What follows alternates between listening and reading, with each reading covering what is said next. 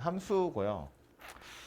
요 안에 보면 이제 일반적인 함수에 대한 기본적인 내용. 사실 근데 우리 뭐 이 말 엄청 많이 쓰면서 했잖아요.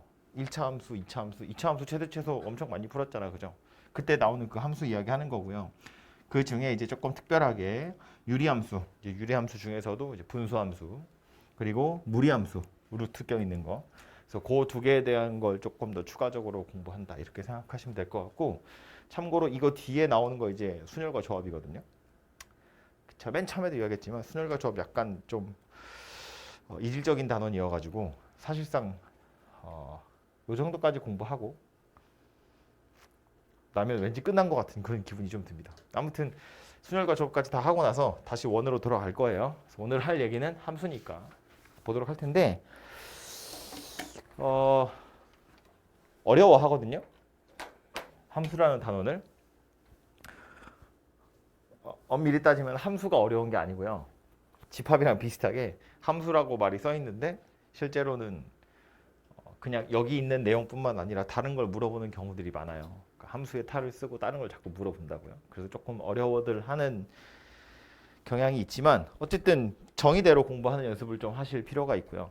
우리가 지금까지 아무렇지도 않게 써왔던 용어들인데 그것들을 잘 정리를 좀 해보자 그런 이야기입니다. 아무튼 그래서 맨 앞에 새로운 단원이니까 여기도 처음 보는 용어들이 몇 가지 나와요. 한 번씩들은 봤겠지만 그래서 제일 중요한 건 당연히 함수의 정의인데 실제로 우리가 함수냐 아니냐를 이야기할 때 이 한 문장 이거 하나만 가지고 사실은 판단하는 거거든요. 그래서 이 워딩 자체도 여러분 외워두실 필요가 있어요. 함수가 뭐야? 라고 물어보면 대답할 수 있어야 된다고. 이거에 따라서 판단을 하는 것이기 때문에. 뭐라고 되어 있냐면 집합 두 개 있고요. 이거 책에 따라서 좀 다른데 어떤 책에는 공집합이 아닌 두 집합 xy에 대해서 이렇게 나오기도 해요. 어쨌든 집합 두 개가 필요하고요. x에 들어있는 각 원소에 y에 들어있는 원소가 하나씩 대응이 되면 그걸 x에서 y로의 함수라고 이야기한대요. 자, 대뜸 이렇게 생긴 용어 나왔는데 차근차근 하나씩 뜯어보면 이런 거예요. 첫 번째로 눈에 거슬리는 단어는 대응이거든요.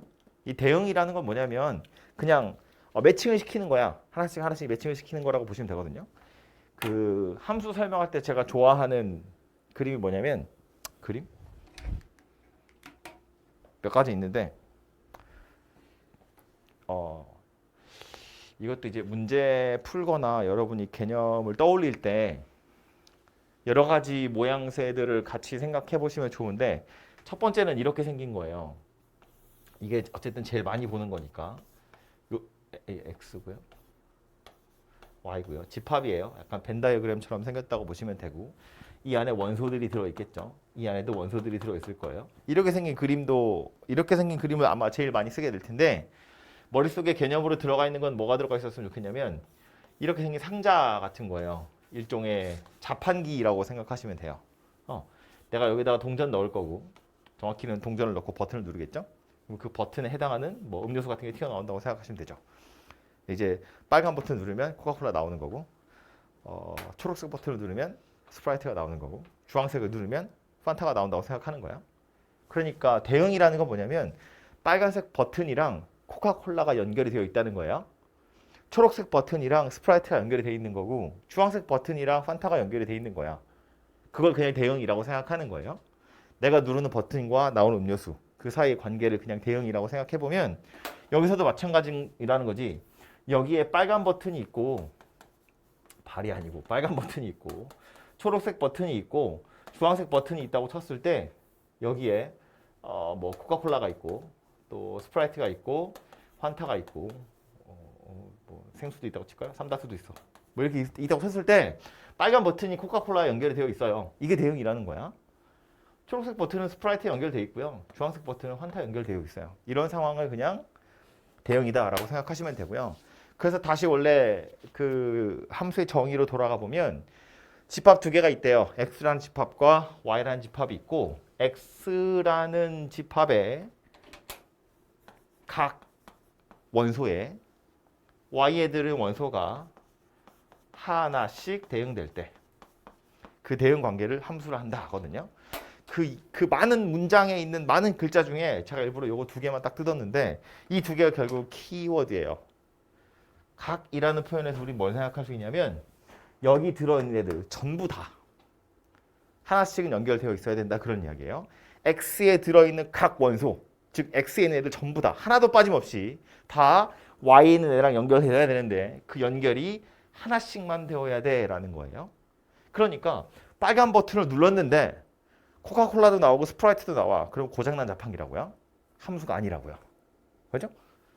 주황색 버튼을 눌렀는데 아무것도 안 나와. 아무것도 대응이 안 돼 있어. 그거 역시나 잘못된 자판기라고요. 그러니까 그런 걸 가지고 우리는 함수라고 하지 않아요. 이해되죠? 무슨 얘기지? 그러니까 예를 들어서 다시 그림을 그려보면 이런 건데 X에 1, 2, 3 뭐 이렇게 있고 Y에 A, B, C, D 뭐 이렇게 있다고 보면 숫자를 넣었을 때 뭐 예를 들어서 이렇게 생긴 거 대응이에요. 뭐 이렇게 생긴 것도 대응이야. 뭐 이것도 대응이지. 이런 것도 대응이거든요. 근데 이런 상태를 보고 우리는 함수라고 하지 않는다고요. 하지 않는 이유는 뭐다? 하나씩 대응돼야 되는데 얘는 두 개가 대응되어 있으니까. 이렇게 생겼다면 어떻다고요? 이거 함수가 아니라고요. 각 원소라는 건 X에 들어있는 모든 원소가 다 하나씩 나가야 되기 때문에 지금 이런 상태면 함수라고 볼 수 없다. 그런 이야기입니다. 그죠? 그래서 이렇게 생긴 녀석이어야 우리는 함수라고 이야기할 수 있다라는 거예요. 그래서 그 문장 자체를 통으로 외우고 있어야 되긴 합니다. 어쨌든 그걸 가지고 판단하는 건데 실제로 그 문장에서 중요한 키워드는 요거 두 개고요. 우리가 그래서 함수인지 아닌지를 판단할 땐 이걸 두고 볼 거라는 거야. 각 원소, 즉 모든 원소인지 또 걔네들이 전부 다 하나씩만 대응되어 있는지를 보겠다라는 거예요. 공집합이 아닌 두집합 XY에 대해서 X에 들어있는 각 원소에 Y에 들어있는 원소가 하나씩 대응이 되면 그 대응 관계를 함수라고 한다. 시키고 싶지만 시키면 아무도 안 할 거니까 마음속으로 한번 하세요. 두집합 XY에 대해서 X에 들어있는 각 원소에 Y에 들어있는 원소가 하나씩 대응이 되면 그 대응 관계를 함수라고 한다. 마음속으로 외쳐.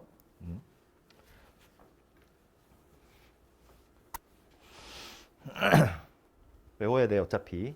아무튼 그래서 그렇게 생긴 녀석을 우리 함수라고 얘기하는 거고요. 용어 몇 가지를 더 이야기를 하고 가자면 지금 여기 버튼, 누르는 버튼. 이 집합을 우리 뭐라고 부르냐면 정의역 이렇게 부르죠. 이건 뭐 그냥 그렇게 부르기로 한 거니까 뭐 이유가 없어. 약속이니까요. 외우시면 되고요. 이 Y라는 집합 통째로 얘를 우리 뭐라고 부르냐면 공역 이렇게 불렀죠. 화살표를 받으려고 대기하고 있는 애들. 화살표를 보내는 애들을 다 모아놓은 게 정의역.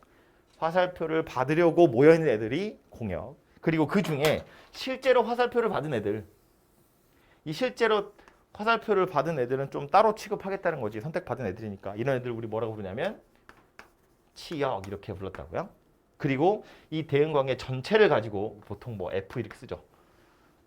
정역 X에서 Y로의 함수 F라고 얘기한다고요. 우리가 아무렇지도 않게 썼던 그 fx의 f입니다. 그죠? 그래서 이렇게 생긴 거고요. 이 대응 관계를 일일이 다 나열해 보면 이렇게 쓸 수 있지. f의 빨간 버튼 얘 뭐다? 코카콜라다 그 얘기라고요. 그죠? f의 초록색 버튼 얘 뭐라고요?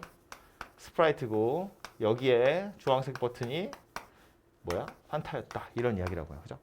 이런 식으로 쓰게 되어 있는 거잖아요. 이거 가지고 우리 막 함수값이다 뭐다 이런 이야기 많이 하잖아. 그죠?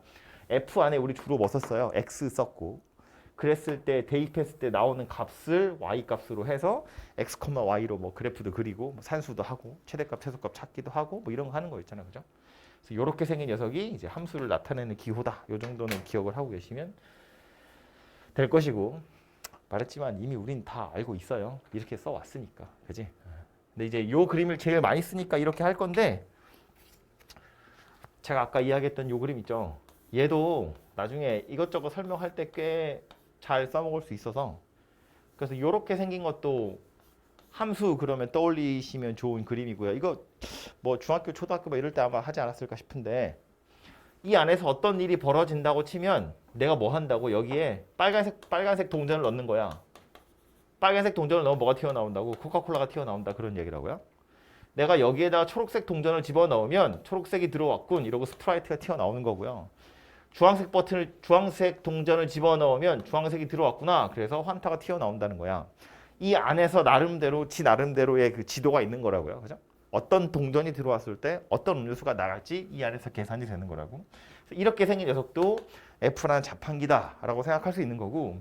그래서 여러분이 어렸을 때 봤을 녀석 뭐 이런 거지. 예를 들어서 내가 넣을 수 있는 숫자가 1하고 2하고 3하고 있어. 이 자판기의 정체는 누구냐면 x제곱 더하기 1이야. 그럼 1을 집어넣으면 뭐가 나온다고? 여차저차 해서 2가 나온다고요? 2를 집어넣으면 뭐가 나오는 거야? 계산해서 5가 튀어나오겠죠? 3을 집어넣으면 10이 나오더라. 그런 이야기라고요. 그죠? 그래서 정의역에 1, 2, 3 이렇게 들어있는 녀석이 함수 f를 거치면 y 공역에 여러 개 있을 텐데 그 중에 2하고 5하고 10에다가 이렇게 화살표를 던지는구나 라는 걸 의미하는 거라고요. 그죠? 그래서 뭐 이거나 똑같은 그림인데 이렇게 이해하는 게 편한 경우도 있고요. 이렇게 생각하는 게 조금 편한 경우도 있고 하니까 두 가지를 다 생각하셨으면 좋겠다. 그런 이야기고요. 그 뒤에 또 몇 개 용어들이 또 나오는데 그거 하기 전에 이 이야기 먼저 좀 할게요. 정의 얘기 짧게 하나만 더. 다시 함수의 정의로 와서 보면 X에 들어있는, 즉 정의역에 들어있는 각 원소 하나에 공역에 들어있는 원소가 하나씩 대응이 되는 거거든요. 근데 이제 문제는 뭐냐면 공역에 들어있는 원소 중에서는 실제로 선택을 받은 애도 있고 선택을 받지 못한 애도 있잖아요. 그죠? 그러니까 이 각 원소에 하나씩이라는 건 다 누구한테만 영향을 미치는 용어들이냐면 얘한테만 영향을 미치는 거예요. 정의역에 있는 애들이 다 나가야 되는 거고 화살표가 정의역에 있는 애들이 화살표를 하나씩만 내보내야 되는 거라고요. 각 원소라는 것과 하나씩이라는 표현은 다 얘랑 관련이 있는 거거든요. 그럼 그 말은 공역에 있는 애들 중에는 화살표를 못 받은 애도 있을 수 있다는 거고요. 화살표를 여러 개 받은 애도 있을 수 있다는 거예요. 그거 다 함수라는 정의에는 위배되지 않는다라는 거야. 그죠? 화살표가 나가는 것만 하나씩 나가면 되지 받는 건 못 받는 애도 있을 수 있고 여러 개를 받는 애도 있을 수 있다. 그런 이야기라고요. 이게 너무 옛날 얘기라서 좀 그런가? 옛날에 그 TV 프로그램 중에 짝이라는 거 있었는데 모르나요? 우리 선배가 거기 나왔었거든. 우리 선배 여러 명이. 그리고 되게 자주 나와서 거기서 유명해진 선배도 있어. 아무튼 이렇게 남자 여자 이렇게 짝지어주는 프로그램 같은 거거든요. 미팅하는 거랑 비슷한 거야. 그래서 뭐 남자들이 이렇게 있고요, 여자들이 이렇게 있다고 보면 거기서 보통 프로포즈를 하는 액션은 도시락을 같이 먹자고 하는 거야. 남자가 여자한테 도시락 같이 먹자. 여자가 싫어요 할 수도 있고 그럽시다 이럴 수도 있는데 남자가 도시락을 들고 와서 여자 1호도 마음에 들고 여자 2호도 마음에 든다고 해서 두 명한테 도시락을 줄 수는 없어요. 도시락은 하나밖에 없으니까. 남자가 정의역이거든. 그런데 되게 예쁜 여자가 있어. 그러면 여러 남자가 그 사람한테 점심 먹자고 할 수도 있잖아요. 그러니까 여자는 도시락을 여러 개 받을 수도 있고 혹은 도시락을 하나도 못 받는 여자도 있을 수 있고 그러니까 약간 짝짓기 프로 같은 거랑 비슷한 거다 그런 이야기입니다. 도시락을 보내는 사람은 하나씩 보내야 되고요. 마음에 드는 여자가 없다고 혼자 먹을래요? 이것도 안 돼. 방송이 안 되잖아요. 그럼 재미가 없잖아. 그지? 그러니까 어떻게든 한 명한테 도시락을 보내야 되고 받는 애들은 많이 받아도 돼. 못 받아도 돼. 그런 이야기입니다. 아무튼 그게 함수의 정의구나라는 거 기억하시고요. 그 밑에 짜질구리하게 나온 거 두 가지 더 있는데 뭐냐면 하나는 서로 같은 함수라고 되어 있거든요. 이것도 그냥 모든 책에 나오는 용어예요. 그냥 이름이니까 기억하시면 좋은데 칠판에 있죠. 내용 읽어보면 뭐라고 되어 있냐면 함수 두 개가 있는데 얘네들이 같은지 아닌지를 어떻게 판단할 거냐면 껍데기가 중요한 게 아니라는 거야. 살펴보면 정의역이랑 공역이 같아야 되고요. 정의역에 있는 모든 원소에 대해서 fx랑 fg가 같대. 이거 뭐예요? fx라는 건 무슨 뜻이야? 아까 여기서도 썼지만 F 빨강이라는 건 빨간색 버튼에 대응되는 음료가 뭔지, 초록색 버튼에 해당하는 음료수가 뭔지, 주황색 남자가 어떤 여자한테 도시락을 보냈는지 대응이 되는 걸 나타내는 거잖아요. 그죠? 그러니까 여기 와서 보면 모든 원소 x에 대해서 fx랑 gx랑 같다는 건 이걸 f라는 자판기에 넣었을 때 나오는 음료수나 g라는 자판기에 넣었을 때 나오는 음료수나 둘이 똑같다는 이야기예요. 그렇다면 얘네 둘 실제 모양새가 다르다 하더라도 어차피 같은 함수라고 나타낼 수 있지 않겠냐. 그래서 등호로 표시하겠다라는 건데 예를 들면 이런 거예요.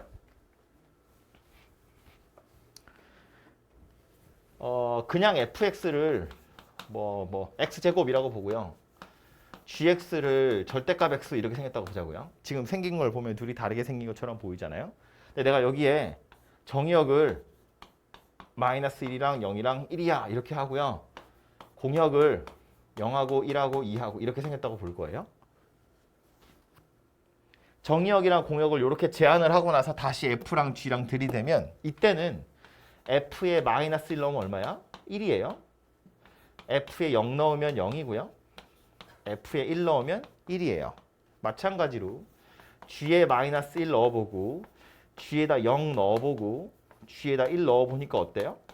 f에 마이너스 1 넣은 거랑 g에 마이너스 1 넣은 거랑 결과가 같아요. 0 넣은 것도 결과가 같고요. 1을 넣은 것도 결과가 같은 거야. 그지? 어차피 내가 넣을 수 있는 정의역 원소 3개밖에 없는데 마이너스 1, 0, 1 이 3개는 F에 넣은 결과나 G에 넣은 결과나 각 원소마다 다 동일하잖아요. 그렇다면 실제 껍데기는 다르게 생겼을지언정 내 입장에선 이거랑 이거랑 두 개를 구분할 이유가 전혀 없다는 이야기예요. 어차피 똑같지 않냐 그런 소리입니다. 자판기 입장에서도 보면 이런 건데 네모나게 생긴 자판기도 있고요. 이렇게 동그랗게 생긴 자판기도 있는데 내가 여기다가 마이너스 1 넣었더니 1이 나왔어. 여기다 마이너스 1 넣어도 1이 나온다는 거야. 0 넣었더니 0 나오고 0 넣었더니 0 나와요. 1 넣으면 1 나오고 1 넣으면 1 나와요. 그러면 이 자판기 두 개를 구분할 이유가 있어? 어차피 똑같이 빨간 거 넣으면 똑같이 코카콜라 나오고 초록색 똑같이 넣으면 둘 다 스프라이트 나오고 주황색 똑같이 넣으면 둘 다 판타 똑같은 거 나오는데 내가 굳이 네모난 자판기랑 동그란 자판기를 구분할 이유가 없다는 이야기예요. 그죠? 내 입장에선 같은 거다 그런 소리라고. 그래서 서로 같은 함수라는 것의 의미는 뭐냐면 정의역이랑 공역이 똑같은 상태에서 정의역에 있는 모든 원소에 대해서 함수값이 동일하다면 fx랑 gx랑 둘이 같다면 어차피 둘이 같은 함수다. 그런 이야기라고요. 껍데기를 볼 게 아니라 실제 각각의 함수값들을 다 비교해서 다 같으면 서로 같은 함수다. 이렇게 표현하겠다는 겁니다. 오케이? 어려운 이야기 아니죠? 졸린 이야기도 아니고. 그리고 그 다음에 나오는 거 함수 그래프란 용어 하나 나오는데 우리가 그냥 지금까지 생각 없이 그래프라고 하는 건 좌표표면 이렇게 내가 그래프 그려봐 그러면 좌표 축 이렇게 그리고 그림 그리잖아요. 그죠? 근데 책에서 이야기하는 그래프의 정의는 그림이 아니에요. 원래 그래프라는 것의 정의는 뭐라고 되어 있냐면 집합이에요. 집합인데 어떤 집합이냐면 중괄호 이렇게 열려 있어요. 얘가 원소래. x, fx. 근데 이 x, fx가 누구인가 하고 보면 x는 정의역에 들어있는 원소래요. fx는 그것에 해당하는 함수값일 거잖아요. 그래서 이렇게 생긴 순서상 자체들을 다 모아놓은 집합, 그걸 그래프라고 이야기하는 거고요. 우리는 뭐 하는 거야? 그거를 좌표 평면에 x축, y축에다가 요 순서상을 도시하는 거지. 그림을 그리는 거라고요. 그래프를 좌표축에다 그림을 그리면 도시하면 그게 우리가 생각하는 이렇게 생긴 그래프, 이렇게 생긴 그래프 뭐 등등등이 되는 거다라는 겁니다. 그죠? 그래서 애초에 그래프라는 것의 정의 자체는 원래는 집합인데 그거를 그림으로 나타내야 실제로는 의미가 있으니까. 그래서 그렇다는 거고요. 솔직히 말하면 여기서만 이렇게 좀 까탈스럽게 그래프라는 용어 가지고 구분을 하지 딴 데 가면 또 그렇지도 않아요. 그래프를 그리시오 라고 하거든. 그래프를 구하세요 라고 안 해요.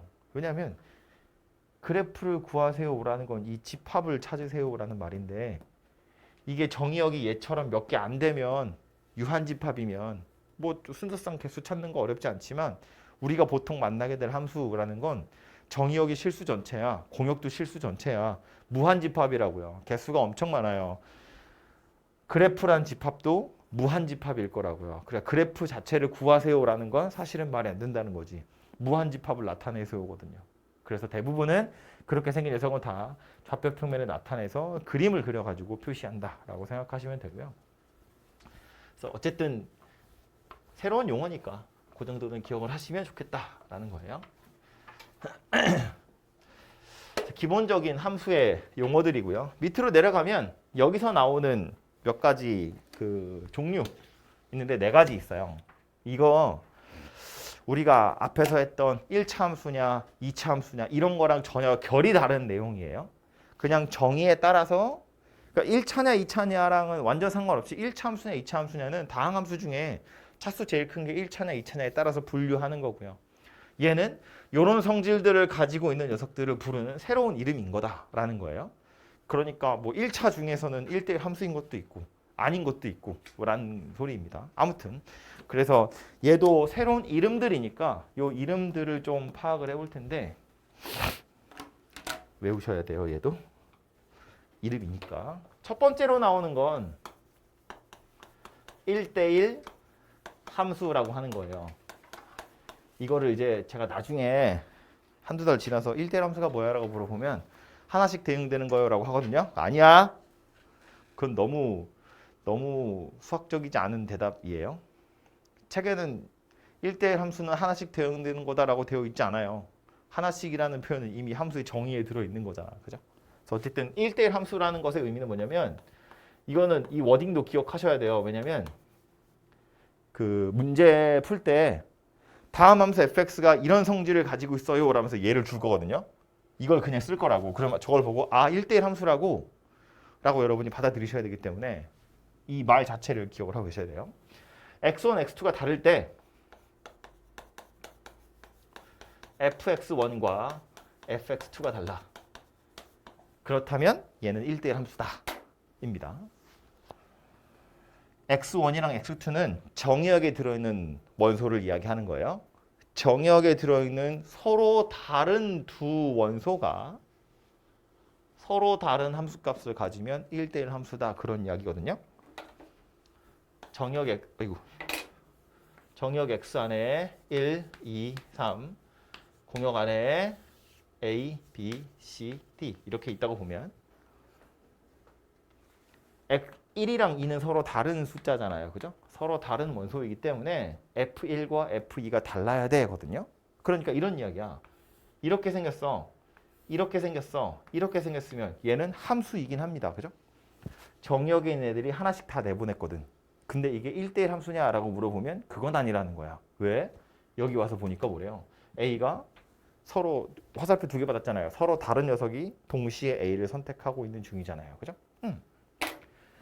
함수인지 아닌지는 얘만 보자고 그랬어. 여기에 있는 애들이 하나씩만 나가면 함수거든. 그런데 1대1 함수는 뭐라고요? 정의역이 다르면, 정의역에 있는 원소가 다르면 선택한 녀석도 다르대. 함수값이 다르대. 그러니까 이제 누구도 봐야 돼. 얘도 봐야 돼. 오른쪽도 봐야 된다. 공역, 정확히는 치역 살펴봤더니 화살표 2개 받는 녀석이 있대. 그럼 이건 1대1 함수가 아니다라는 거예요. 받는 애도 다 하나씩 받아야 된다. 그런 이야기입니다. 그래서 이렇게 생기면 안 되고 뭐 예를 들어서 이렇게 생긴 거 이런 애들은 이제 1대1 함수가 될 수 있다라는 거겠지. 그죠? 그 추가적으로 몇 개만 이야기를 하자면 이거이면 이거이다라서 이렇게 안 주고요. 이것의 대우 가지고 주기도 해요.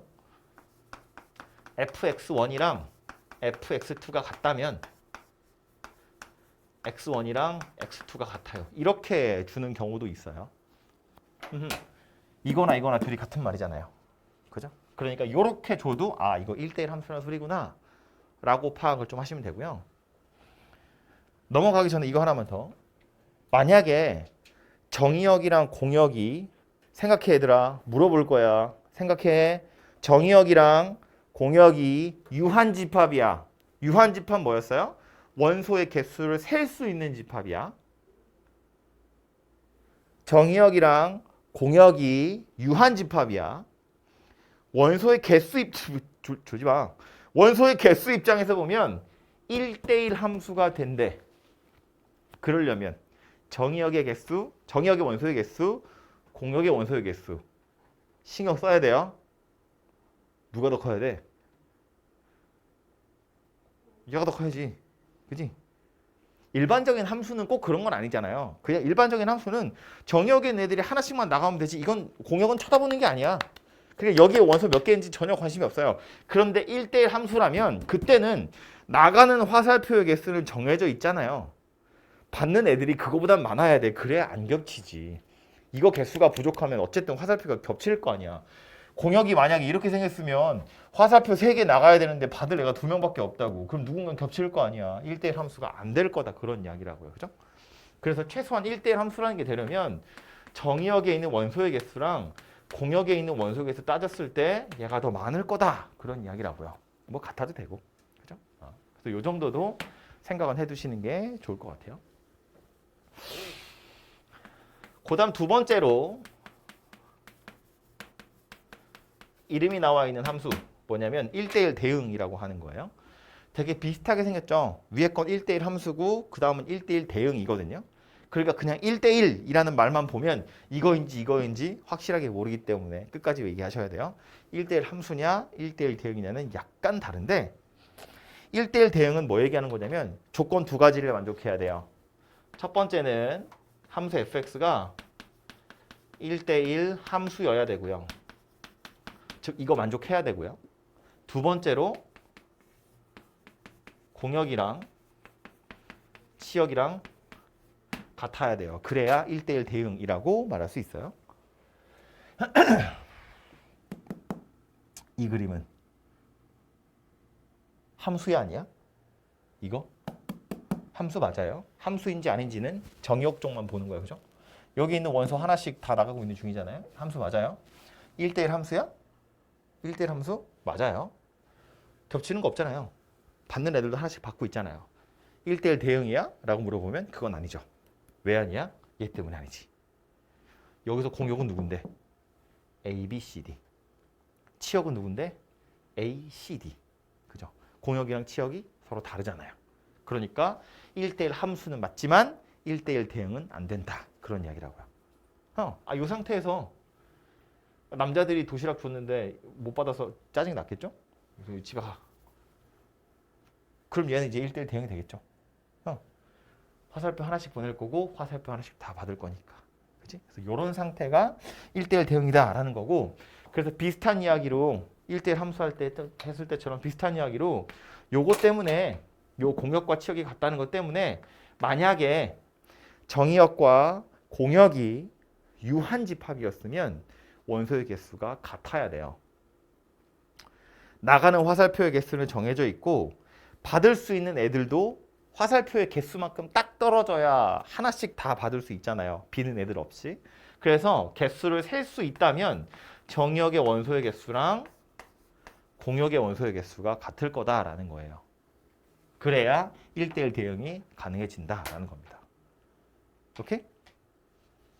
그리고 조금 더 가면 이 1대1 대응이 꽤나 중요한 녀석인데 이거 왜 중요하냐면 왜 어디서 멈춘 거야? 생각하는 거야? 멍 때리는 것 같은데 아까 B가 언의 P 떠서 집에 갔거든요? 요런 상태가 됐다고 1, 2, 3이 화살표 하나씩 보낼 거야. A, C, D가 화살표 하나씩 받았어. 나중에 오늘 할 얘기 중에 제일 마지막이 역함수거든요. 역함수 뭐냐면 화살표 방향을 뒤집는 거야. 역이잖아요. 이렇게 화살표 방향을 뒤집는 건데 1대1 대응이 되면 공역에 있는 애들 모두가 다 화살표를 하나씩 받은 상태이기 때문에 화살표의 방향을 뒤집어도 함수가 돼요. 그냥? 만약에 아까처럼 B가 고집을 부리고 눈치 없이 계속 집에 안 가고 있으면 화살표를 뒤집었을 때 함수가 성립하지 않잖아요. 야, 역할을 바꿔서 니네가 정의역하고 니네가 공역해. 이게 역함수인데 이렇게 함수 관계를 성립하냐 하고 살펴보면 어때? 얘는 받은 도시락이 없잖아. 줄 도시락이 없다고. 그러니까 화살표를 거꾸로 돌리면 이건 함수가 안 된다고요. 아니면 화살표를 막 2개 받은 애도 있어. 1, 2, 3이고 A, B, C, D인데 X, Y에 A가 엄청 이쁜가 봐. 화살표 여러 개 받았어. 뒤집으면 어떻다고? 얘가 화살표 여러 개 받았으니까 화살표를 2개 보내야 되는데 이것 역시나 함수가 되는 게 아니잖아요. 그죠? 그렇기 때문에 받은 애들이 모조리 다 하나씩 받았으면 뒤집었을 때도 하나씩 보내줄 수 있다는 이야기이기 때문에 이거 나중에 나오겠지만 역함수가 존재하기 위한 조건이다. 그런 이야기예요. 어떤 함수 f의 역함수가 존재해요. 그러면 아하 1대1 대응이라는 소리구나 라는 거고요. 1대1 대응이어야 역함수가 존재할 수 있다. 그런 이야기예요. 책에 보시면 이건 역함수 가서 나오나 보네요. 아무튼 그러하고요. 밑에 이름 달린 거 두 개 더. 그 다음에 볼 건 항등함수라고 하는 건데 항등식이랑 약간 이름 비슷하죠. 항등함수는 뭐냐면 넣은 거랑 나오는 거랑 똑같은 거예요. 나랑 똑같이 생긴 녀석한테 화살표 보내는 거. 그게 항등함수예요. 그래서 아주 대표적으로 누굴 쓰냐면 fx랑 x랑 같아요. 이렇게 생겼어요. 넣는 거 그대로 나오는 거야. 그러니까 약간 자판기 입장에서 보면 품절인 거지. 빨간 동전 넣었는데 코카콜라가 안 나오고 빨간 동전이 나오는 거예요. 파란색 동전 넣으면 파란색 동전이 나오는 거고 코카콜라를 넣으면 코카콜라가 나오는 거지. 그냥 일종의 자판기라기보다 통보 같은 거예요. 그죠? 아니면 뭐 아까처럼 도시락 보낸다고 생각해 보면 거울 쳐다보고 이렇게 너랑 밥 먹을게 하는 거지. 더럽게. 그런 거라고요. 나랑 똑같이 생긴 녀석한테 화살표를 보내는 거. 이게 항등함수다라는 거고요. 마지막에 나오는 상수함수라는 건 보통 이렇게 씁니다. fx는 c예요. c는 변하지 않는 숫자라는 뜻이에요. 상수. 함수값이 전부 다 c래. f1도 c예요. f2도 c예요. f3도 c예요. 자판기 중에 전부 다 생수만 들어있는 거지. 뭘 넣든 생수만 나오는 거야. 그런 게 상수함수다라는 거고요.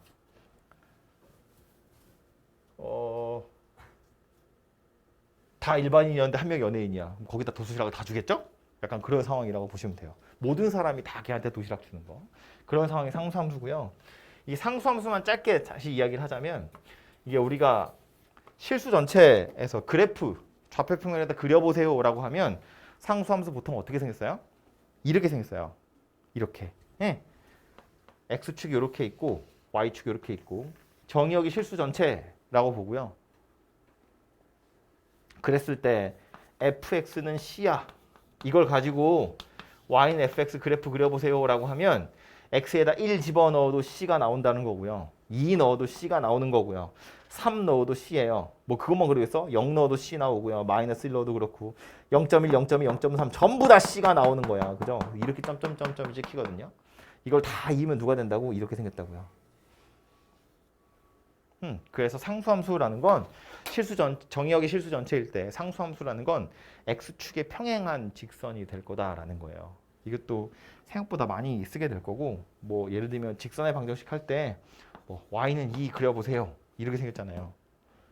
x에 뭘 집어넣든 y값이 2라는 뜻이거든요. 아주 대표적인 상수함수 중에 하나입니다. 그래서 이렇게 생겼다라고 기억하시면 될 것 같아요. 그래서 여기까지가 이름 달려있는 약간 특별한 녀석들이다라고 보시면 될 것 같고요.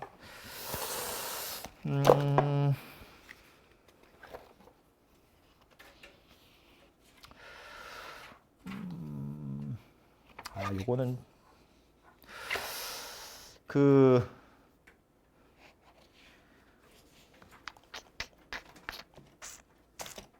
얘기하고 갈까? 그 유형 9번 잠깐 보시면 앞에 있는 거는 여러분이 직접 해보시면 되고요. 유형 9번 가보면 함수의 개수 물어보거든요. 이거는 사실은 순열과 조합에 가서 경우의 수 같은 거 할 때 많이 나오고 2학년 때 혹시나 확통 선택하는 친구들은 확통 선택하러 가면 맨 앞에 여러 가지 순열과 조합이라고 있거든요. 거기에 가서 뭐 함수의 종류 한 5개 정도를 싹 정리를 해요. 함수의 개수 몇 가지인지. 근데 여기도 몇 개 나오기는 하니까 이 정도를 좀 보고 가자면 편의상 이렇게 할게요. A 1, 5, 6, 7, 8, 9, 5, 6, 7, 8 정의역이 1, 2, 3, 공역이 5, 6, 7, 8 이렇게 생겼다고 봅시다. 일반적인 함수의 개수는 도대체 몇 개 있을까? 특별히 이렇게 이름 달린 거 말고 정의역이 1, 2, 3, 공역이 5, 6, 7, 8일 때 함수의 개수 몇 개야? 라고 물어보면 만들 수 있는 함수가 몇 개 있느냐는 거고요. 그 말은 이제 요 안에 화살표 종류 몇 가지나 만들 수 있니? 그거 물어보는 거예요. 함수의 개수 몇 개 있게? 3개? 왜 3개?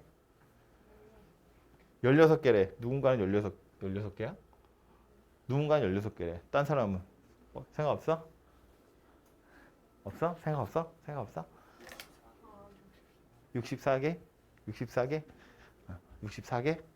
일반적인 함수라는 건 얘는 쳐다보는 거 아니었어요. 그죠? 여기서 화살표가 하나씩만 나가면 되거든? 그럼 요 1이라는 원소는 화살표를 보낼 수 있는 데가 몇 군데 있어요? 4군데 있어요. 얘는 지 마음대로 아무 데나 보내도 돼요. 5, 6, 7, 8 중에 한 군데. 오케이? 얘가 보낼 수 있는 경우 수가 4가지 있다는 거야.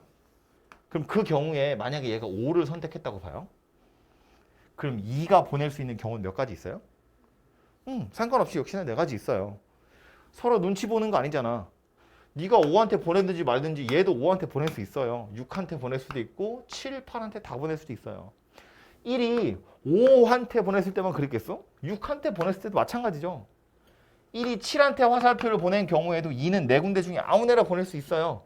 그러니까 다시 말해서 1이 선택할 수 있는 게 4가지 있는데 그 어떤 경우에도 2는 4가지씩 경우를 가지고 있어요. 그래서 4랑 4를 곱할 거다 그런 이야기예요. 그리고 이 1과 2가 화살표를 보내는 게 16가지 경우 있을 텐데 그 각각의 경우마다 3도 아무데나 보낼 수 있죠. 4군데. 그래서 이것까지 다 곱해서 결국 일반적인 함수의 개수는 4의 세제곱 64개다. 이렇게 생겼다는 이야기예요. 그죠? 1대1 함수의 개수는 몇 가지예요? 1대1 함수라는 건 서로 겹치면 안 되는 거였어. 그죠? 정의역이 다르면 걔네들이 선택한 애도 달라야 된다 그랬거든요. 그러니까 이제는 서로 눈치를 좀 봐야 돼요. 1부터 화살표를 보낸다고 치면 얘는 다행히 아무도 아직 도시락을 던지지 않았기 때문에 4군데 중에 아무 데나 선택할 수 있어요. 그래서 만약에 1이 5를 선택했다고 치면 그때 2는요. 5한테 못 보내죠. 5한테 얘가 보냈잖아요. 아니 그래도 우리가 있지. 네가 선택했는데 내가 피해줘야지. 그래서 얘는 나머지 요 셋 중에 하나를 선택할 수 있다 그런 이야기예요. 그래서 만약에 2가 뭐 8을 선택했다고 봅시다. 그럼 3은요. 1이 선택한 녀석과 2가 선택한 녀석은 피해야죠. 남은 2가지 중에 하나를 선택하는 거고 역시나 얘네도 다 곱하는 겁니다. 그리고 4 곱하기 3 곱하기 2. 그래서 24가지 이렇게 생겼다라는 거예요. 혹시나 싶어서 1대1 대응의 개수는 몇 가지예요?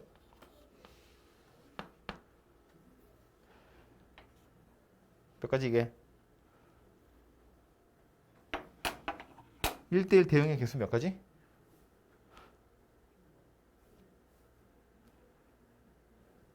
시기 없네. 1시간 남았어. 1시간 남았어. 1대1 대응 몇 가지?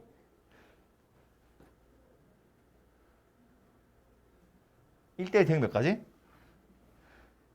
종이대로 가는 거야. 이거 생각해봐. 1대1 대응 뭐였다고? 1대1 함수이면서 그 중에 공역이랑 치역이랑 같은 거. 1대1 대응 몇 가지?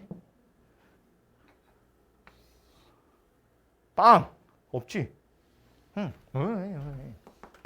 개수가 다르잖아요. 아, 여기 3개고 여기 4개인데 1대1 대응이 어떻게 있어? 안 되지. 그지? 오히려 그래서 이 1대1 대응의 개수는요. 1대1 함수의 개수랑 같던지 아니면 빵이에요.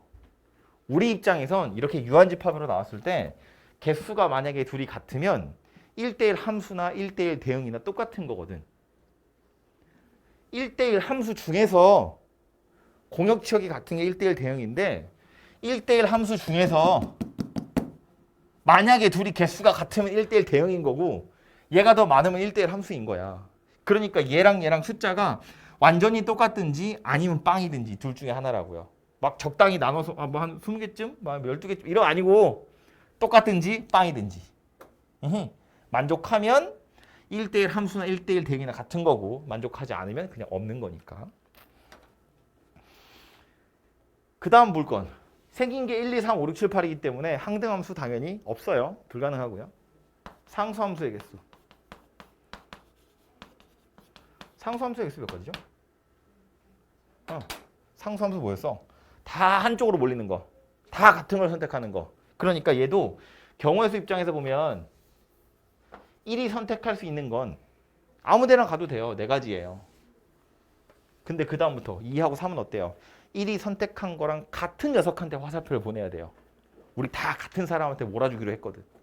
1이 얘를 선택하면 1의 선택권은 네 가지 중에 하나를 선택할 수 있지만 그 다음 2하고 3은 선택할 권리가 없어요. 한 가지밖에 선택을 못합니다. 그죠? 그래서 얘는 네 가지 있더라. 그런 얘기가 돼요. 물론 뭐 그냥 한꺼번에 해서 네 개 중에 하나, 그래서 네 가지다. 이렇게 생각하셔도 되겠죠. 그죠? 그래서 이렇게 생겨 먹은 녀석이 함수의 개수다라고 하는 거고요. 나중에 확통 가서 보시면 여기에 이제 몇 가지가 더 추가가 되긴 할 거예요. 근데 어쨌든 여기서 나오는 건 이 정도고요. 경우의 수를 한번 하고 나면 훨씬 더 편하게 이해하실 수 있을 거예요. 그거는 거기 가서 다시 얘기하고요. 뒤에 가면 실제로 한번 또 나옵니다. 그 경우의 수 단원에 가면요. 40분? 이어서 합성함수하고 역함수 이야기를 최대한 짧게 할게요. 그리고 잠깐 공부할 시간을 드리겠습니다.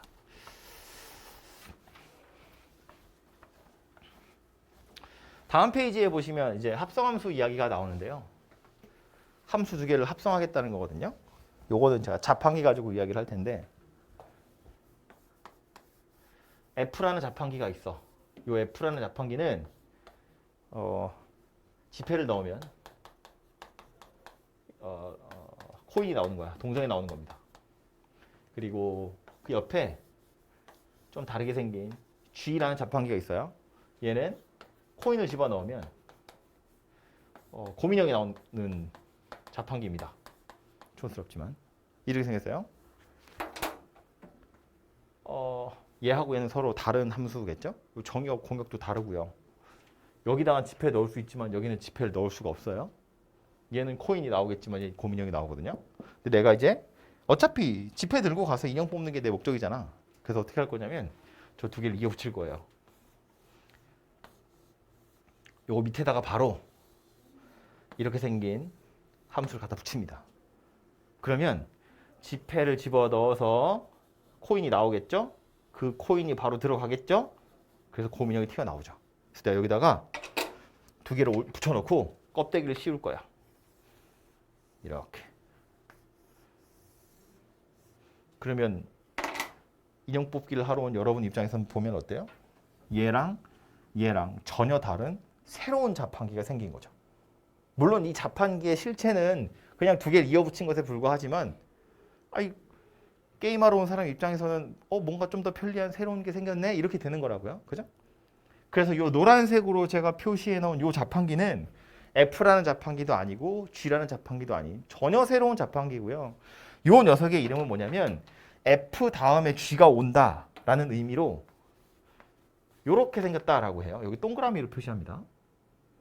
이게 F 다음에 G가 오는데 순서가 이렇게 바뀐 이유는 뭐 때문이냐면 예를 들어서 이런 거야. 내가 여기에다 X를 넣으면 튀어나오는 건 FX예요. 그죠? F라는 함을 한번 통과한 X다 그 얘기고요. 여기다가 X를 집어넣으면 G를 통과해서 GX라는 게 나오거든요. 그럼 이 노란색 커다란 자판기 입장에서 보면 내가 여기다가 X를 넣잖아요. 그러면 FX가 튀어나오겠죠? 요 녀석은 F니까요. 그럼 얘가 G인데 FX를 G에다 넣으면 튀어나오는 건 누구냐면 GFX라는 게 나와야 돼요. 그죠? 앞에다가 붙이고 뒤에다 정의역을 쓰는 거니까 FX가 들어가면 GFX가 튀어나와야 된다고요. X를 넣어서 GFX 이렇게 생긴 녀석이 돼요. F에 먼저 들어가는데 그게 오히려 뒤에 써진다는 거예요. 그래서 이름을 쓸 때도 뭐 이렇게 쓰기도 하지만 F와 G를 합성했다는 뜻으로 이렇게 동그라미를 이용해서 나타내기도 하고요. 이 녀석은 F도 아니고 G도 아니고 전혀 새로운 완전히 다른 함수예요. 왜냐하면 정의역은 똑같이 지폐이긴 하지만 치역이 코인이 아니라 곰인형이잖아요. 정의역이 코인이 아니야. 지폐예요. 전혀 다르게 생겼다 그런 이야기예요. 그죠? 그러니까 새로운 함수구나 라고 생각하시면 되는데 이 합성함수라는 건 아무렇게나 만들어지는 건 아니에요. 아까도 말한 것처럼 이거 두 개를 이렇게 이어 붙였기 때문에 순서대로 통과가 되거든요. 만약에 내가 순서를 다르게 이렇게 갖다 이어 붙이면 이렇게 생긴 거 밑에다가 얘를 갖다 붙이면 얘는 코인을 넣어서 곰인형이 나오는 건데 얘는 지폐를 먹어서 코인을 싸는 애예요. 그럼 여기서 인형이 들어갈 수가 없잖아요. 다시 말해서 여기서 걸릴 거라 그런 이야기인 거지. 순서를 잘못해서 다르게 엮어버리면 아예 작동을 하지 않는다는 이야기예요. 고장난다 그런 소리입니다. 그래서 최소한 이 G합성 F라는 녀석이 함수로서 작동하려면 내가 무엇을 집어넣든 어쨌든 통과해서 하나씩 튀어나오려면 최소한 요 부분에서 뭔가 걸리적거리는 게 있으면 안 된다는 거고요.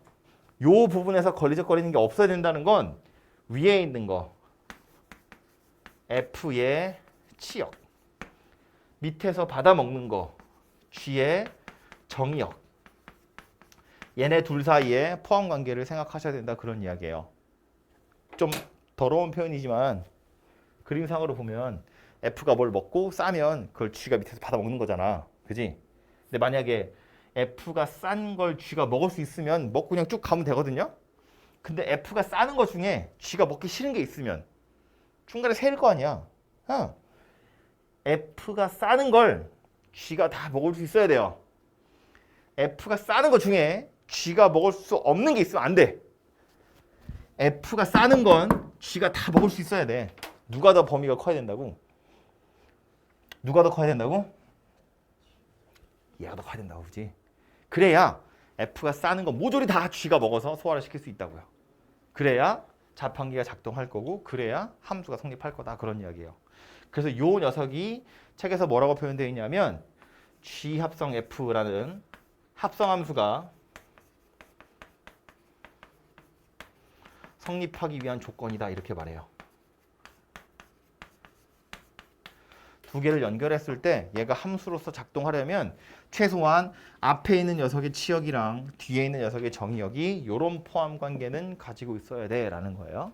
이 포함 관계라는 건 같은 것도 포함하는 거니까 당연히 뭐 둘이 같아도 성립하겠죠. 그죠? 그래서 이 녀석이 합성함수가 성립하기 위한 조건이고요. 여기서 아까 위에서도 말했지만 이 합성함수 어쨌든 새로운 녀석이기 때문에 성질 몇 가지를 보자면 기본적으로 합성하는 순서가 달라지면 둘이 다른 녀석이에요. 그죠? 이것만 봐도 아예 작동을 안 하는 경우도 있잖아요. 얘는 함수지만 이건 함수도 안 되거든요. 작동을 안 하는 경우마저 생긴다고요. 그렇기 때문에 합성하는 순서를 바꾸면 당연히 서로 다른 함수가 될 거고요. 이따 문제 풀다 보면 나오는데 오히려 그래서 이런 거 물어봐요. 야, 얘가 성립하도록 하는 뭐 개수 ABC 뭐 구해보세요 이런 거 나오거든요. 이게 오히려 약간 특별한 경우인 거예요. 일반적으로는 합성하는 건 순서에 따라서 전혀 다른 결과가 만들어지기 때문에 뒤집으면 서로 다른 녀석이 된다라는 거고요. 두 번째로는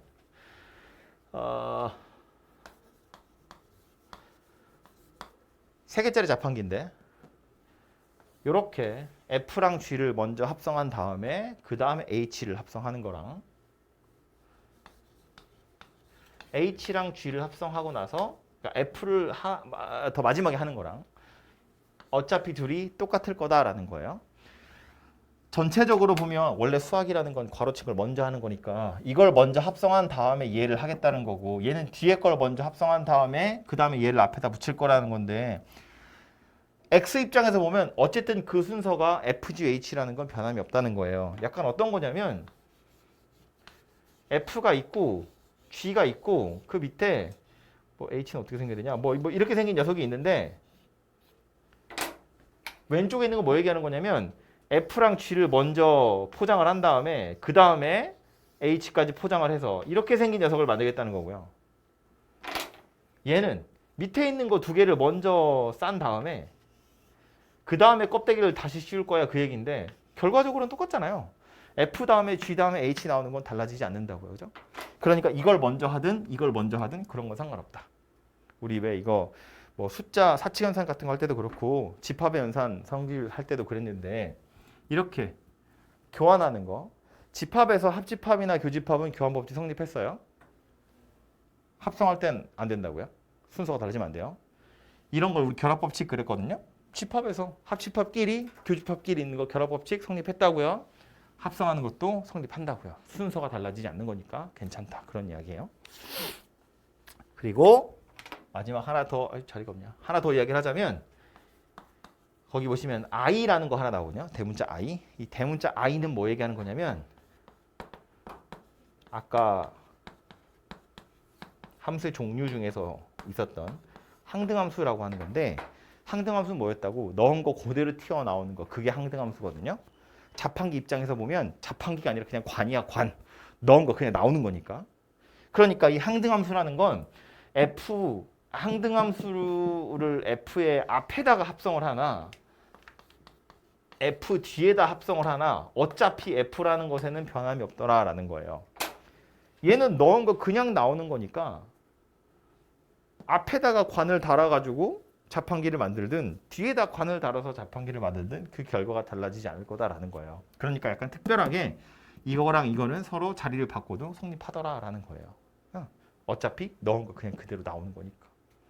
오케이? 그래서 이 정도까지만 기억하고 계시면 될 것 같고요. 나중에 계산 같은 거, 산수 같은 거 할 때도 나올 건데 책에 있는 그림 요건 하나 보고 갈까요? 책에 보시면 이 합성함수 그림이 그래도 제가 선호하는 건 자판기였지만 이런 식으로 나와 있어요.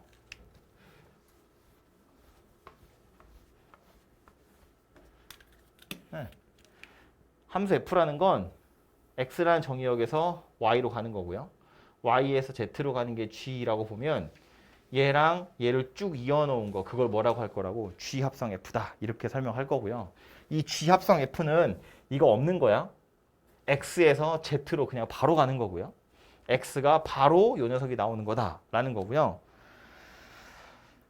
더 자세한 거 나중에 할래요.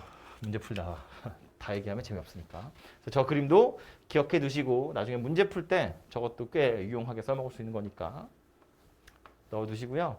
그 다음 마지막으로 볼 건 역함수입니다. 역함수는 아까 함수의 종류 이야기하면서 1대1 대응할 때 슬쩍 이야기했는데 역함수는 뭐라고요? 전자가 이거야. 함수 f가 1대1 대응일 때 1대1 대응이어야 역함수를 논할 수 있어요. 1대1 대응일 때 이제는 y의 각 원소에 x의 원소를 대응시키는 함수 그걸 역함수라고 한대요. 원래는 x에 들어있는 각 원소에 y에 있는 거 하나씩 대응이 되는 게 함수였거든. 근데 이제 뭐래? 1대1 대응일 때 y에 들어있는 각 원소에 x에 들어있는 원소가 대응이 되면 그걸 역함수라고 하겠대요. 하나씩이라는 표현이 빠졌지만 1대1 대응 때문에 이미 하나씩은 성립이 되는 거예요. 그러니까 그냥 우리는 뭐라고 받아들이면 된다고 화살표의 방향이 반대로 바뀐 거다. 화살표를 받았던 애가 그 방향 그대로 돌려서 반대쪽으로 밀어주는 거 그게 역함수다라고 생각하시면 되고요. 기호로 보통 이렇게 많이 써요. F의 역함수라는 의미로 F 위에다가 지수로 -1 이렇게 씁니다. 그래서 요 녀석이 역함수고요. 정의역이랑 공역이 서로 역할을 바꾸는 거야. Y가 X한테 화살표를 보내는 거예요. 그죠? 그래서 이렇게 생겼고 이게 이 지수에 -1이라는 기호가 들어가게 된 이유는 이것 때문인데 여기 옆에도 써 있지만 우리 보통 이렇게 많이 쓰죠. X가 정의역이고요. 함수 한번 통과하고 나면 Y가 나오는 거거든요. 근데 이 F를 없애기 위해서 뭘 한 거냐면 역함수를 하나씩 합성한 거다 이렇게 생각하는 거거든요. 그래서 이제 이렇게 생긴 녀석이 역함수를 나타내는 건데 합성을 했다는 건 어떤 뜻이냐면 자판기 입장에서 보면 동전을 넣어서 코카콜라를 뽑아 먹었다고요. 그게 함수야. 역함수는 뭐라고? 코카콜라 쑤셔 넣어서 빨간 동전을 끄집어내는 게 역함수예요. 그죠? 그러니까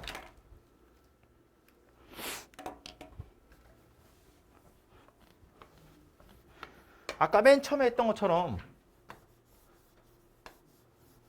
여기에 빨간 동전 넣어서 코카콜라 뽑아 먹고 초록색 넣어서 스프라이트 먹고 환타 넣어서 아니 주황색 넣어서 환타가 나왔다면 거꾸로 집어넣어서 코카콜라를 쑤셔 넣어가지고 빨간 동전을 뽑아내는 게 역함수다 그런 이야기라고요. 그죠? 어차피 하나 넣어서 하나 나오는 거니까 그대로 집어넣어서 그대로 뽑아 먹는 거다라고 생각하시면 되는데 그것 때문에 생기는 두 가지 이야기를 하자면 첫 번째는 합성함수의 역함수인데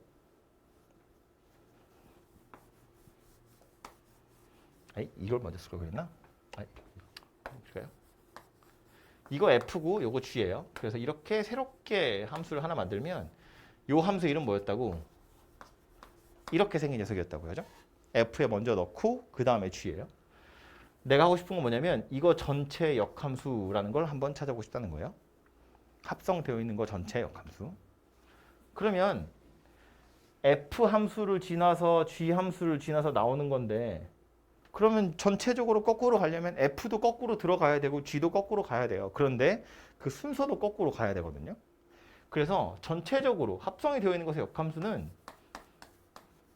각각의 함수의 역함수 당연하고요. 거기에 순서도 뒤집어서 이렇게 생긴 녀석이 될 거다라는 거야. F 통과하고 G를 통과했는데 거꾸로 쑤셔 넣을 거니까 G를 먼저 거꾸로 통과하고 그 다음에 F를 거꾸로 통과해야 최종적으로 튀어나오게 될 거거든요. 그죠? 그래서 역함수라는 건 합성함수의 역함수라는 건 각각의 역함수뿐만 아니라 합성하는 순서도 뒤집어질 거다라는 거예요. 그래서 이걸 하나 조심하시고요. 그 다음 이야기할 건 F랑 F 역함수를 합성하는 거예요. F랑 F 역함수. 이거 순서가 서로 반대인 거잖아요. 이게 뭐라고 볼 수 있어요? 항등함수라고 볼 수 있죠. 줬다 뺏는 거거든. F 역함수랑 F 얘도 항등함수라고 볼 수 있겠죠. 이거 뭐 하는 거야? F에 먼저 넣는 거니까 빨간 동전 넣어서 코카콜라 뽑았는데 와이프한테 못 먹은 거죠. 살쪄 이 새끼야. 그래서 다시 쑤셔 넣고 동전 뽑아 먹는 겁니다. 그게 지금 이거잖아요. 그러니까 나는 빨간 동전을 넣었다가 콜라를 뽑았다가 다시 넣어서 빨간 동전을 꺼내온 거지. 그러니까 항등함수가 된다고요. 근데 문제는 뭐냐면 이거랑 이것이 같은 건 아니에요. 둘 다 항등함수이긴 하거든요. 줬다 뺏는 거고 뺐다 준 거야. 줬다 뺏는 게 좋은 거야? 뺏었다 준 게 좋은 거야? 뭐, 둘 다 안 좋은 것 같긴 하다. 둘 다 기분이 나쁘잖아요. 아니야? 뺐다 주는 거야. 좀 나아 그게? 아무튼 뺏었다 주는 거나 줬다 뺏는 거나 처음과 끝의 상황이 똑같다는 건 다르지 않지만 실제로는 얘와 얘도 일종의 함수인데 이 함수와 이 함수는 서로 같은 함수는 아니라는 거예요. 왜냐하면 요 녀석 같은 경우엔 F에 먼저 넣을 거잖아요. 빨간 동전을 넣어서 빨간 동전이 나온 거예요. 근데 얘는 역함수에 먼저 넣을 거잖아요. 여기는 빨간 동전을 넣을 수가 없어요. 코카콜라를 넣었다가 동전을 뽑아요. 그리고 다시 동전을 넣어서 코카콜라를 뽑는 거예요. 콜라 넣어서 콜라 나오는 거예요. 동전 넣어서 동전 나오는 거고 콜라 넣어서 콜라 나오는 거예요. 넣은 거 그대로 나온다는 건 똑같지만 넣는 주체가 다르다는 거야. 그래서 얘는 밑에 보시면 이렇게 써 있어요. IX라고. 얘는 Y 이렇게 써 있다고요. X에 들어있는 원소 넣었다 빼는 거고요. Y에 들어있는 원소 넣었다 빼는 거예요. 동전 넣었다 동전 빼는 거랑 콜라 넣었다가 콜라 빼는 건 다르다는 이야기입니다. 그죠? 둘 다 항등함수인 건 맞지만 정의역이 다르기 때문에 둘이 같은 함수는 아니다. 그런 이야기예요. 오케이? 조금씩 흐트러지기 시작했어 이제. 책에 있는 거 몇 가지 워딩만 보고 잠깐 쉽시다. 그래서 역함수의 성질이라고 되어 있는데 여기 보시면 1번에 역의 역이거든요. 역함수라는 거 이제 화살표의 방향을 바꾸는 건데 바꾸고 또 바꾸니까 원래 거랑 똑같다. 그냥 이렇게 생각하시면 될 것 같아요. 역의 역은 자기 자신이라고요. 자판기를 뒤집었다가 또 뒤집으면 그대로가 될 거니까요. 그리고 요거 F 역함수랑 F를 합성한 건데 얘가 먼저 오는 거죠. 얘가 나중에 오는 거거든. 그러니까 여긴 누구 넣을 거냐면 X를 넣을 거란 이야기고요. 이거는 역함수에 먼저 넣을 거니까 Y를 넣을 거란 이야기예요. 그래서 합성을 하긴 하는데 합성하는 순서에 따라서 x 넣어서 x가 나올 수도 있고 y를 넣어서 y가 나올 수도 있다고요. 그래서 얘랑 얘가 둘이 완전히 같은 녀석은 아니다 라는 거고요. 보시면 요거는 합성함수, 역함수. 각각도 역함수가 되어야 하지만 합성하는 순서도 달라진다는 거. 이 정도를 기억하셔야 되고요. 마지막 세 번째는 좌표 평면에 도시한 그래프인데 이 그래프는 F랑 F의 역함수 서로 역할을 바꾸는 거죠. 화살표를 보내는 애와 받는 애가 역할을 바꾸는 거기 때문에 X랑 Y가 서로 자리가 바뀌었다고 보시면 되고요. 그래서 fx랑 f 역함수 x는 그림을 그려보면 y는 x에 대해서 대칭인 녀석이 그려져요. 이거 조금 헷갈리는데 요거까지만 하고 싶다. 원래는 우리 어떻게 그리냐면 y는 fx 이런 그림을 그린다고요. 그러면 f 역함수 y는 x 얘하고 얘는요 그림이 당연히 똑같아요. 이거랑 이거는 그림이 똑같다고. 그런데 책에서 뭐래? y는 f 거꾸로 쓰고 그랬다. 즉 x는 f 역함수 y다라고 쓰는 건 이거 두 개는 완전히 똑같은 걸 의미하는 거예요. 그런데 y는 f 역함수 x 그래프를 그릴 거야. 그러면 이때는 어때요? x하고 y하고 자리가 바뀐 거잖아요. x 써있던 자리에 y 쓴 거고 y 써있던 자리에 x 쓴 거잖아요. 그죠? 그러니까 요놈 이 두 개와 이 두 개는 같은 거니까 얘네들과 얘네들 사이는 어떤 관계가 있는 거다. x랑 y랑 서로 자리를 바꾼 거다. 그래서 y는 x에 대해서 대칭 그림이 그려질 거다라는 거라고요. 그렇기 때문에 나중에 그림 그려보면 이런 거 나오거든요. fx랑 f 역함수 x 좌표 평면에 그림을 그렸어. 만날 수도 있죠. 어디서 만난다? y는 x 위에서 만난다. 우리 대칭이라는 걸 뭐 본격적으로 안 하긴 했지만 그래도 y는 x라는 직선이 뭔지 알잖아요. 이렇게 생긴 거. fx가 이렇게 생겼으면 y는 x에 대칭도 시킬 거라고. 어떻게 생겼다고? 이렇게 생겼다고. 이게 역함수 x가 된다고요.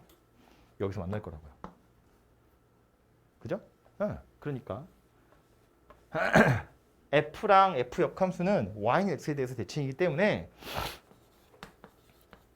y는 fx와 y는 f 역함수 x의 교점이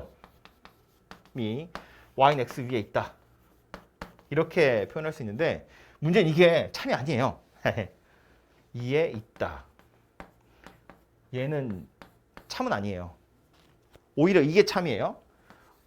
y는 fx와 y는 x의 교점은 y는 역함수 x도 지난다. 이게 참이에요. 대칭 이동할 거니까 y는 x 위에 있던 녀석은 이동시켜봤자 그 자리에 그대로 있을 거잖아요. 대칭의 기준이 되는 점이거든. 그래서 fx랑 y는 x랑 만나는 점이었으면 역함수도 그 점을 지나가게 되어 있는데 요거는 그렇다고 해서 fx랑 f 역함수 x가 항상 y는 x 위에서만 만나냐? 그건 아니에요. 다른 데서도 만날 수 있긴 있거든요.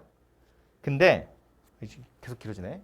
근데 다행인 건 뭐냐면 이걸 가지고 더 깊게 파고들진 않을 거예요. 왜냐면 이거를 더 자세하게 설명하려면 증가, 감소 이런 표현들이 필요하거든요.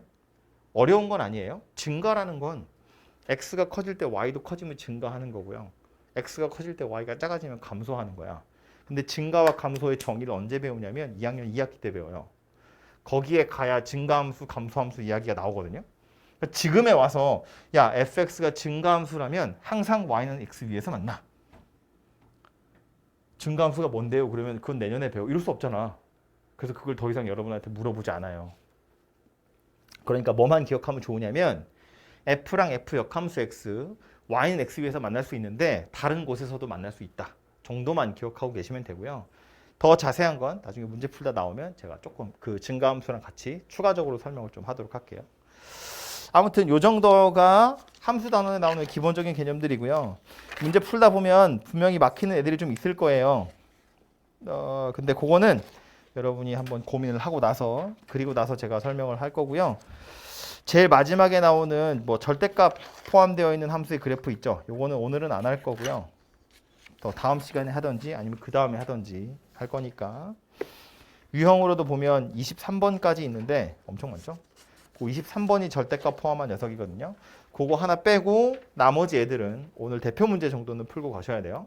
문제 22개입니다. 적지 않죠? 그래서 오늘 요거를 공부하도록 합시다.